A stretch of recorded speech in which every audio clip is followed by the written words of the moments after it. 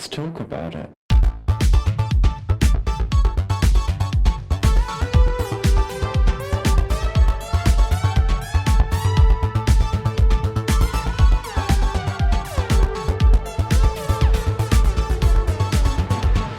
Hello and welcome back to Thicc Radio, the podcast where we talk about gaining, feedism, and everything in their orbit. I'm James. And I'm Tim, so let's get into it. Today we're welcoming back to the show a good friend of ours. Today we've got Kristian. Hey everyone. Hello, my love. How are you? I'm well, thank you. How are you doing? Good, albeit warm, right? Albeit warm. I'm in a position now where I don't want people to at me anymore about this being unseasonal heat. Global warming is real, and I don't want to admit this to be the truth, but this is now standard heat, and my only request is that everybody get on the bandwagon for putting air conditioners and making it normal in the UK. That is my only request. Well, welcome to Florida. That's been our life story for the last 40 years that I've lived here, so I completely understand. Listen, living in Australia, I left for a reason. I just don't like that the sun has followed me. I think I need to relocate to Reykjavik or perhaps to the Arctic Circle. Maybe that'll be my next. That'll be the next. What are you going to do? Move to Lapland? Why not? Stan is fat. He's doing just happy up there. So, maybe me too. Does anybody actually live in Lapland, or is that like the only thing that's established there? I think so. Oh. But hey, if it keeps me cool, it keeps me not sweaty, I will consider it. So if anyone move to Barrow, Alaska. Is that like the most? It's at the top of the world. It's like the most northern city I think on Earth. Okay. I don't know if you can call it a city. I think it's more like a town, but. Listen, if any of our listeners live in Barrow, Alaska, or in Lapland, please write to us at thiccradio@gmail.com and let us know how you feel living in the frozen tundra. But we're not talking about the frozen tundra today. Today we are talking about the joys of being cute and chubby and fat and gorgeous and traveling and all of those wonderful things. So, Kristian, are you ready to get into it today? Absolutely. Let's talk about how to get people to the places they want to see and do. Absolutely. So look, first and foremostly, and with you and your current body, because you are a very large person, have you always been a larger person? And within that, have you always traveled as a larger person? Sure, absolutely. So for the readers out there who don't know me, can't see me, I weigh 405 pounds. I am currently about 6 feet, 6'1", depending on, the day and my stature. So I'm pretty well developed all around. When it comes to traveling, I actually didn't start doing significant traveling until college, when I joined an organization where we had conferences every once in a while. And so I would start traveling to those conferences. So now traveling has become my passion, and it's something that I try to do as often as I can. Just as an average, I try to take about 5 to 6 round trip flights a year, if the budget allows and the time allows. But traveling as a bigger person is definitely something that, you get accustomed to. But yes, I've always been a chubby guy. When I was in high school, I had a size 42 waist. Right now, my waist is a size between 54 and 60, depending on the pant manufacturer. So yeah, so there's those options. Tim, what about for yourself? Because I know that you've expressed before that you come from one of those very blessed families where you got to do a lot of family trips growing up. Do you feel like you've noticed a sort of shift in your ability to travel, sort of being younger and smaller versus being bigger now? Well, I mean, I'm not to the point yet where I need things like seatbelt extenders or to buy a second seat on a plane yet. I will get there someday, but at the moment, I still fit into a standard airline seat.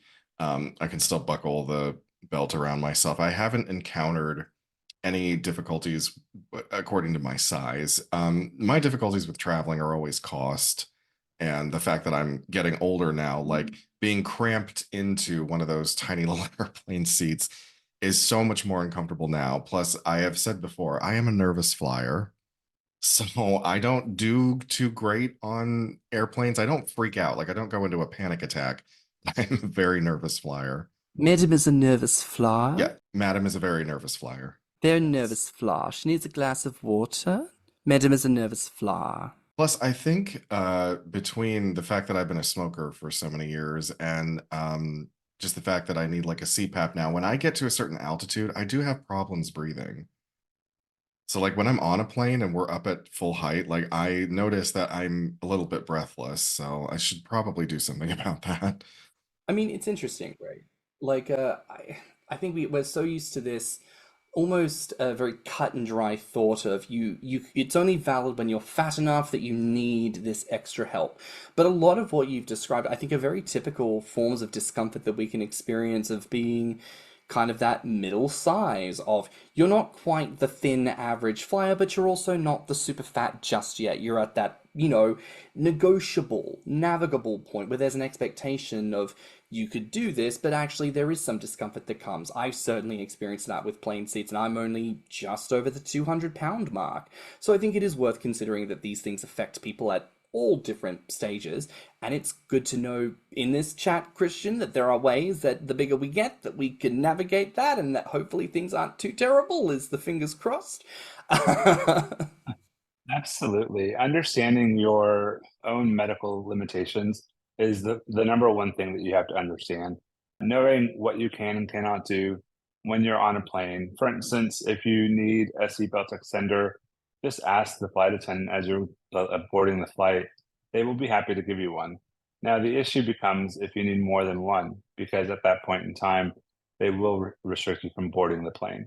So the FAA, at least in the US, requires that the maximum number of extenders that you're allowed to have is one. With the other items like the CPAP machine, definitely those things can be used in flight. You just have to make sure that you let the airline know in advance.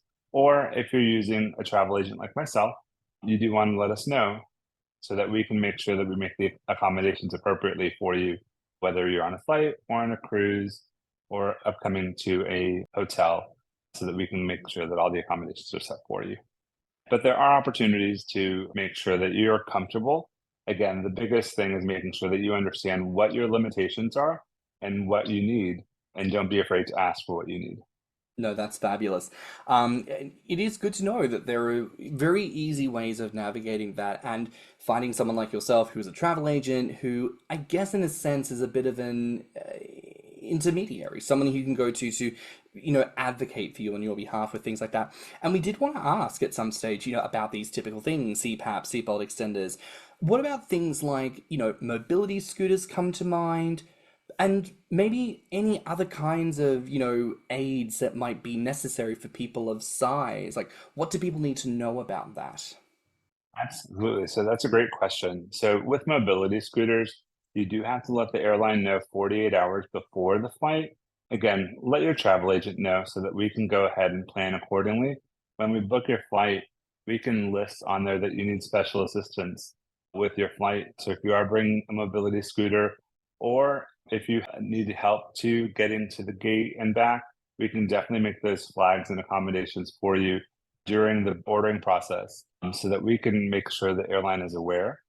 Once you get to the airport, they'll have you situated and ready to go. So the other thing that you want to make sure that you let the airline know if you're flying is if you're bringing a portable oxygen tank with you. That's going to be very important because you are able to bring it. There are limitations as to which brands and types you are able to bring.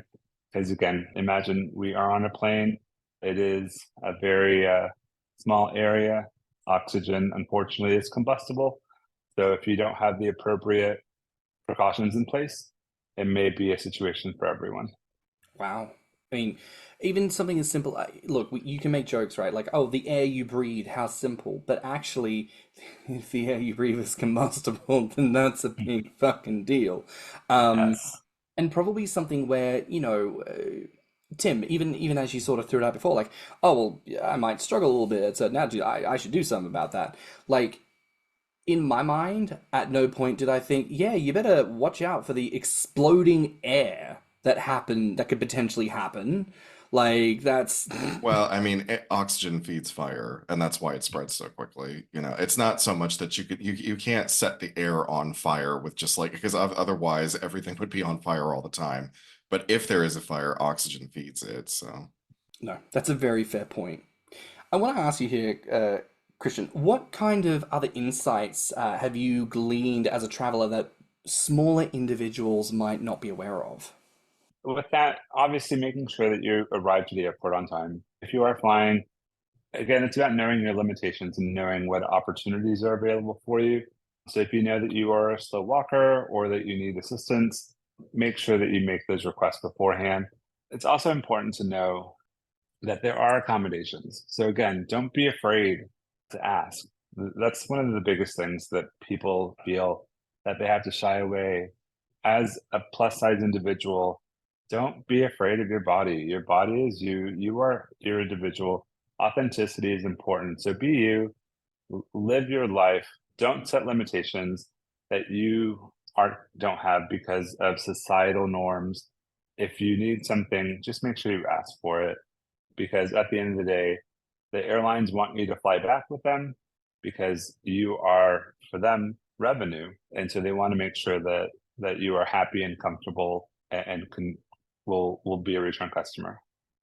No, that makes a lot of sense. I think sometimes in the, you know, conversations around like airlines, and I do think it, you know, like I forget what the law is called, but it's currently under discussion. You know, the re-standardizing of the sizing of seats on airlines, right?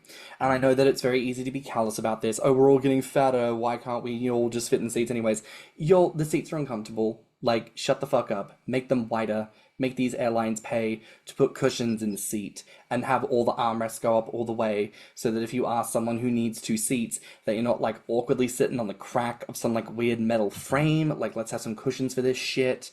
Like, I don't know. In all of that discussion, sometimes we can get too caught up in the whole like people trying to do us hard and like sure yes but also like they do want our business, and if the majority of people are fat, it is good to know that fat people can be aware of such things to give their monies appropriately to the better airlines that are actually looking to take care of us and looking to make our experiences as the best as we can, so that people then think, well, hang on, if this is where all the money's going, this is now where we need to invest our infrastructure, which will actually make things better for everybody overall. So Mhm. some gainers of varying, some gainers have varying health and accessibility concerns, like when it comes to day-to-day life. You've talked a little bit about like what kind of facilities that people can ask for, um, but what might people not be aware of that actually you could ask? Like for example, sometimes I see the nanas like being carted around the airport on like them big old trains. How do I get a seat on the train? Because I don't want to have to walk 30 minutes. That's a great question. So obviously, technology has been wonderful for us. Lots of advancements in every opportunity, and all of our facilities are equipped for the most part, unless you're going to like a third world country with no Wi-Fi and no electricity. Then you will have the opportunity to request accommodations. Those accommodations for the trams from the ticket agent to the terminal can be made through your travel agent and or through your booking process. While you're entering your personal information on the ticket airline information, there's a little link for special assistance, and you can denote on there what and where you need assistance from and to. Okay. So it's Mhm. actually a lot more easy to make happen than probably what we'd expect. I mean, I think now is a good time to bring this forward. Christian, we've worked with you actually recently on some travel plans, which has been a wonderful experience for us. You've really managed to take things from a question of how we collaborate with one person in one country, some other people in another, and make it all work. And you managed to like iron out that process, not only to like just make it a smooth process of purchase and everything else, but we all obviously had different concerns in terms of, well, insurance costs or Mhm. timings and access needs and things like that. And you were very willing to take time even on a call just to say, hey, we're going to look through a couple of links here. We're going to look, this one's a QT seat, this is this, that, and we're sat there like, I didn't see this when we looked on the airline page. What the fuck does all this mean? And it's like, not to say information that the general public couldn't like find or access, but just, you being in the position that you're in, you have that knowledge to take all of that and basically trickle it all down to where we need it. You can, what word am I looking for here, Tim? Refine. You're able to take that information and refine it into something that is more easily digestible and more comprehensive for those of us who are not in the know. I mean, how long have you been a travel agent for? Yeah, absolutely. So I've been a travel agent for about 18 months officially, but I've been traveling for a really long time period. As a traveler, I want to make sure that I get the best deal possible. So when I was going through my training and going through my processing of starting this travel agency, I wanted to take in all of the information, but I also wanted to make it easier for my clients to make sure that they understood that I am advocating for them, that I am providing them the best service possible, but also making sure that I make it easy for them. There's so many options and so many different little codes and items that you can do when you're traveling. So I wanted to make it easy for everyone to understand, because at the end of the day, a vacation shouldn't be something that you have to work so hard at that you can't relax during it. I like that. I mean, Tim, I know we obviously talked a little bit about your travel experiences before, but as an adult, like, what is traveling like for you? Do you find it to be an anxious process? I know you mentioned that Madam is a nervous flyer, Yeah. but do you find the process overall of like arranging travel period to be a bit of an anxious undertaking? Yeah, kinda. I mean, it's just, and it mostly just comes down to the money because after taxes have been applied to everything, like as reasonable as a flight or an accommodation may seem, after they've tacked all that on, and you're like, oh my God, I owe $1,800 just to take this trip. That's just always been my anxiety because I never really made that much money as an adult. And I find getting there stressful. It's like once I'm there, I can relax, but it's always like the getting there that I kind of let those irrational fears creep in. Oh, what if the flight gets delayed? Or oh, what if they lose my luggage? What if they this, that, and the other? And it's like I I don't do that when I drive. Now, if I'm driving somewhere, that's no problem for me because like if I forgot anything or something goes wrong, it's my fault. It feels like if I'm traveling by any other means and something goes wrong, it's like there's so much shit that's out of your hands that's what causes my anxiety. So if I could just help you with that anxiety a bit, one thing that I do, because I am an anxious person as well sometimes, it just depends on the scenario. I always plan for them to lose my luggage. So in my bag in my carry-on bag, I always have a shirt and shorts. Generally, I wear flip-flops when I'm on vacation or when I'm at home. So generally that's what I have on my feet regardless. So that as long as it matches for me, then I just keep one of those items on me at all times. With your carry-on bag, always make sure that you have any important items. So any medications. If you're bringing a CPAP, make sure you bring it in as a carry-on item. Do not put it in as checked baggage because you will need that to sleep. So if your baggage is lost, you want to make sure that it is with you at all times. One thing with the CPAP as well, you want to make sure that you bring your prescription. So just tuck it into the bag for the CPAP, your prescription that your doctor has given you, as well as any instructions that the airline has requested from you, Mhm. with details as to the type of machine, its abilities, and if it's one of the newer machines that allows to be placed on airplane mode, just place it on airplane mode before flight begins. Yeah. I love that, and thank you for the free advice on that one. Listeners, make sure you're taking notes this episode because Tim and I both put it up on our social media asking for questions very specifically for this episode because, we had the blessing of talking to Sam King previously. Rest in peace, has passed on since that episode, and this is a fresh opportunity to open up, ask questions about the experience of traveling while fat, traveling as a person of size, and actually digging a little into maybe helping people feel a bit more comfortable with the notion of traveling at size as well. I know people personally who've expressed a sense of, because of the size they're at, oh, I don't know if I would want to travel. That all seems a bit too much. I think I'd be too uncomfortable. So we're really looking forward to digging into all of that. But before we get into the listener questions, I just want to ask here, for anyone who is a person of size looking to travel, are there any particular destination points that you might recommend for people who are looking to travel? Absolutely. So first and foremost, don't limit yourself because you're a plus size individual to certain excursions and or events. Make sure that if you want to travel someplace that you make the plan to go because life is short. You don't have tomorrow. Tomorrow isn't granted. So make sure that you plan it. There are lots of places that as a plus size individual you can go to. For instance, I love traveling to Mexico City. Mexico City is one of my favorite destinations. Food, the culture, the people, just everything about it. The airport is accessible. Uber and other rideshare partners are super accessible for those of us in the US. It's a really big cost savings because right now, like it's a 19 peso to $1 conversion rate. So it's a good place for us to go to. And flights to Mexico are pretty inexpensive. So definitely Mexico is one of those areas. I would suggest also looking at all-inclusive hotels where your meals are all included, your drinks are all inclusive, activities are all inclusive. You pay a flat fee for the price of the stay, and you don't have to worry about anything else. That's why cruises are also a lot of fun because you pay X amount of dollars and you don't have to worry about a single penny unless you decide you want to, splurge on the alcohol package or you want to go on a different excursion that isn't available through the cruise line already. Or you want to, when you deboard the ship, you go to the city at port and you want to, buy some souvenirs.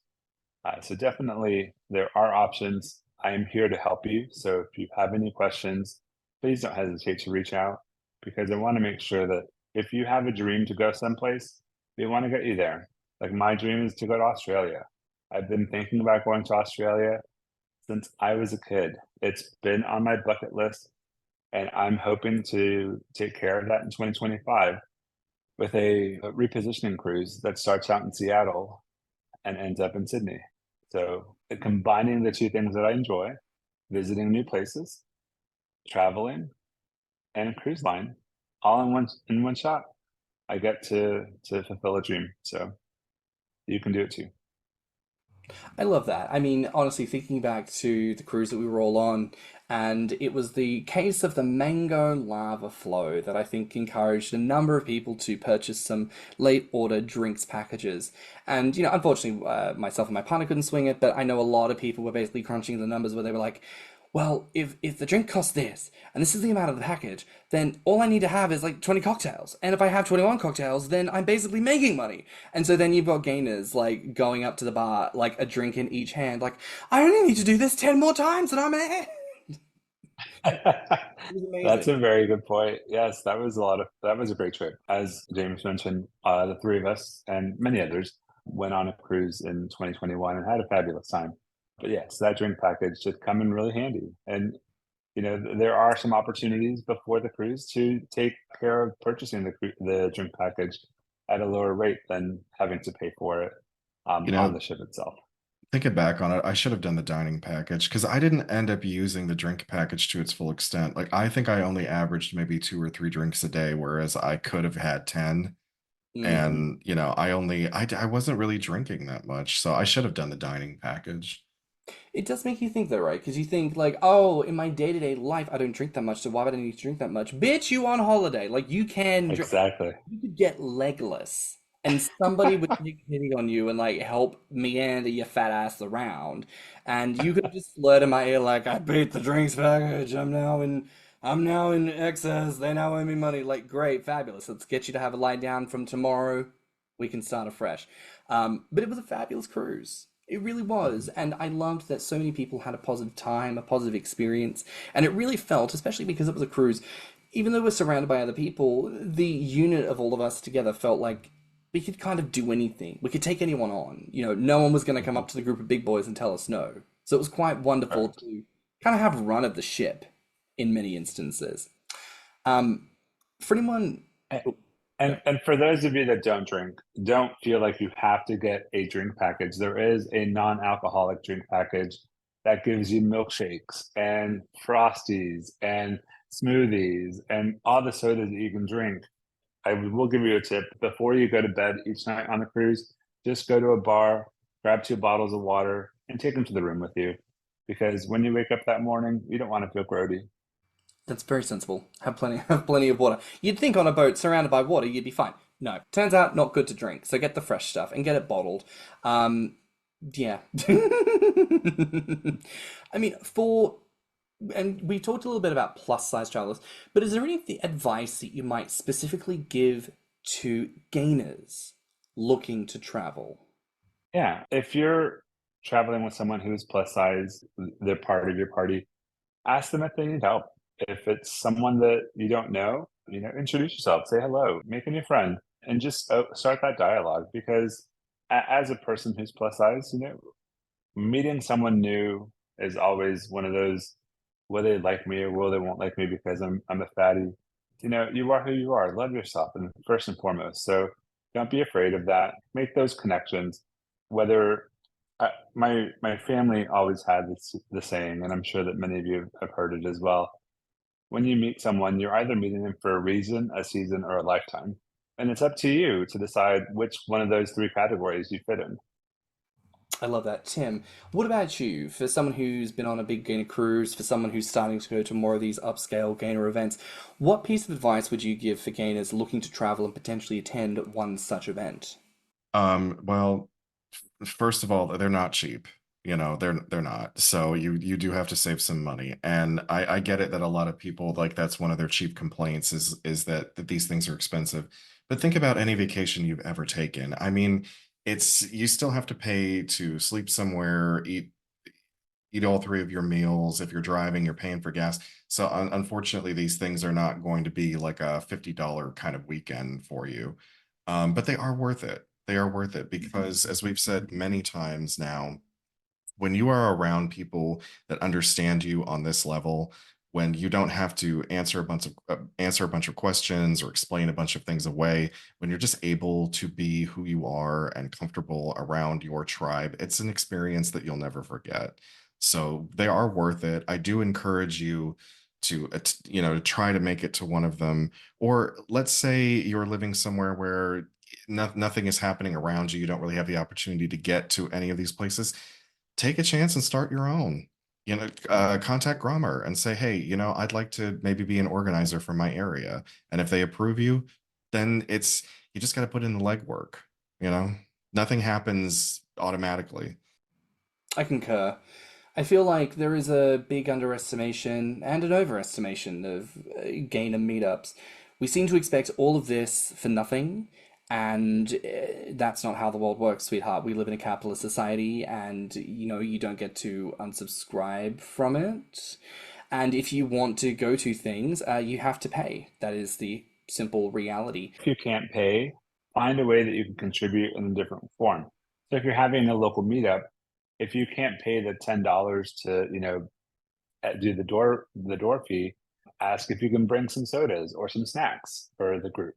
So that way you can contribute in another way without having it to be financial. I like that. I think that's really good advice, actually.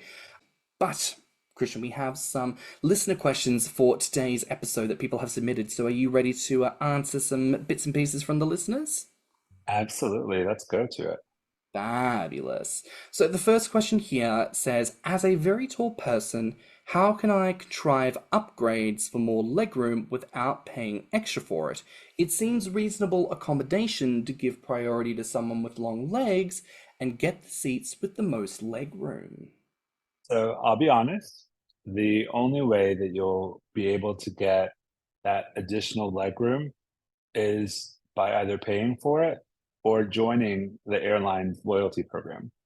By joining the airline's loyalty program, you have the opportunity to earn points, and you can use those points to redeem them for specialty perks.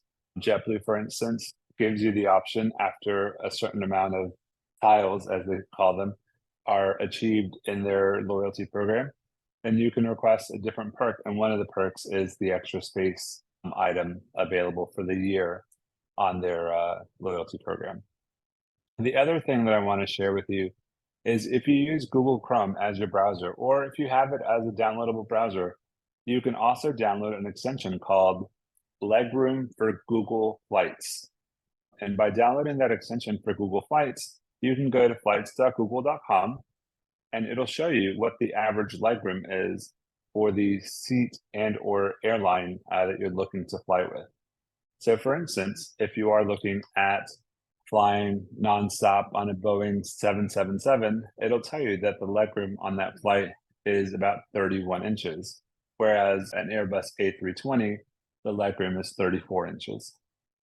Next listener question here says, can you actually book a second seat if you pay for it to get more room? Yes. First and foremost, the airlines want your money. So if you want to book a second seat and pay for it, they will absolutely welcome it with no questions. When you're booking it, just put your name on their place.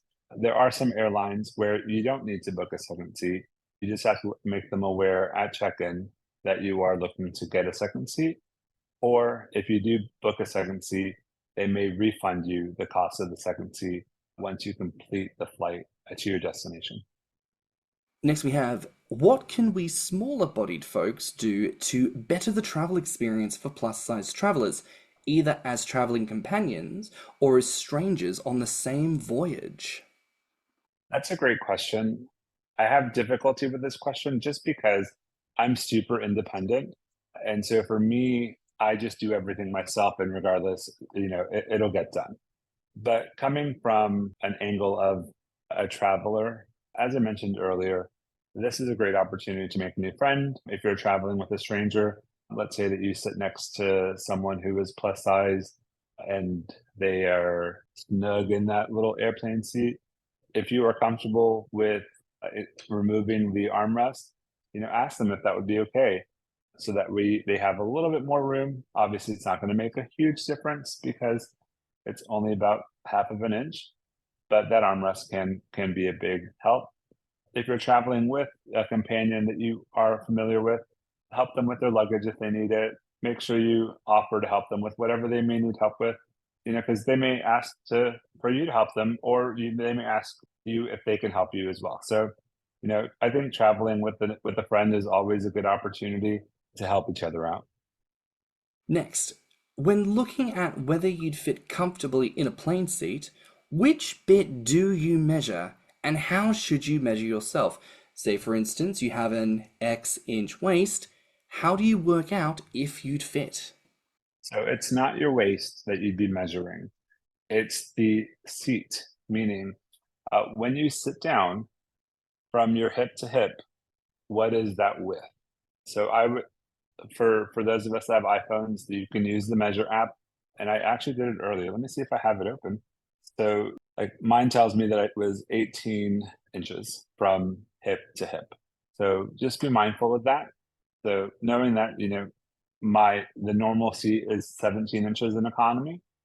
So I will be spilling over just a half an inch on each side, but that would be your measurement. So it would be your butt in the seat and from hip to hip. If you're measuring the seat on the airplane, again, those measurements are pretty universal. 17 to 18 inches for economy, 20 to 21 inches for first class. They are also available on the airline's website, so you can determine what the actual site is for the seat width, but that is measured from the inside of the armrest to the inside of the other armrest on the opposite side. And as a final question we've been asked here, what is the most surprising thing you've had to consider when it comes to travel? So me as an individual, I'm late to everything.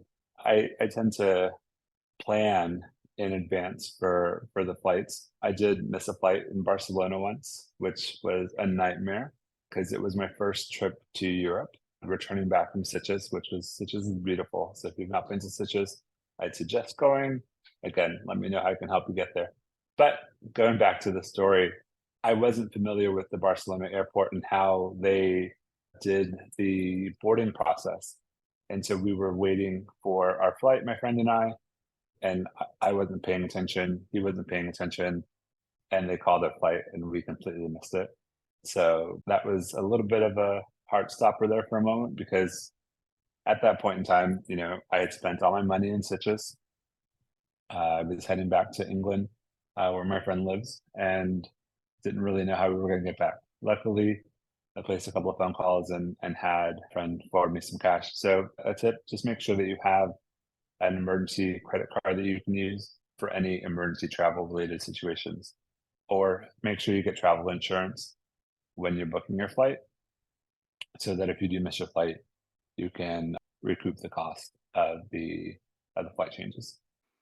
Kristian, I just want to say thank you so much for today. This has been such a pleasure. You've been so forthcoming with so much of your knowledge and experience. And before we do our typical roundup where we talk about socials, where can our listeners find you as a travel agent du jour? Absolutely. Great question. So my website is wheresthed.com. WHERESTHED.com. Yes, that is a double entendre. I decided when I was creating the travel agency, I wanted people to laugh when they type in the name. So some people see it as where's the dick, but it's also where's the destination. So that is the primary focus. So that is our website. You can also find me on all the socials for the travel agency. If you were to look for where's the D travel, and that's going to be available. We'll also make sure that is the Twitter and Instagram socials are different for the travel agency. Fabulous. Now, listeners, go and check out our good man Kristian at the website, at the social medias. Reach out to this gorgeous son of a bitch.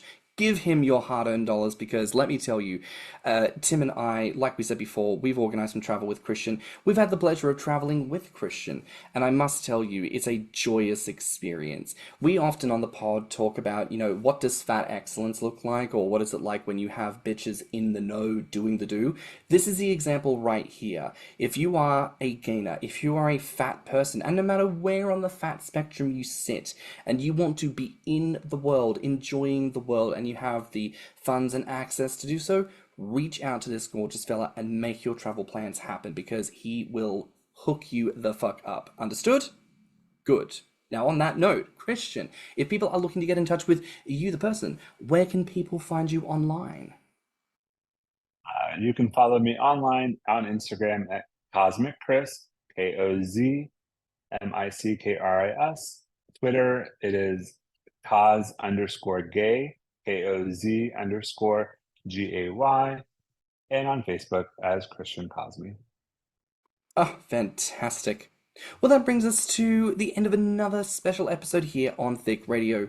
Please remember to like and subscribe, rate us 5 stars, and leave us a good review. Now listen, if you're liked this episode, the podcast, or just us in general, please share it with your friends and encourage them to tune in.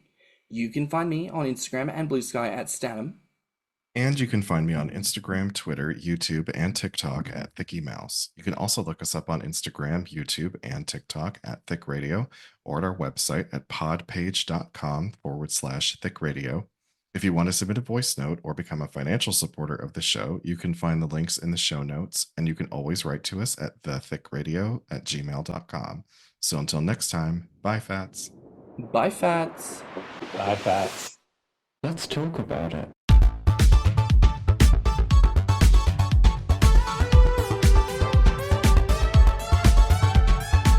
Thicc Radio is a Patreon and Anchor app podcast produced by Stannnum and thiccradio. Mixed and mastered by stannnum. Our artwork is provided by Lokitu. Our theme song is provided by Spotify.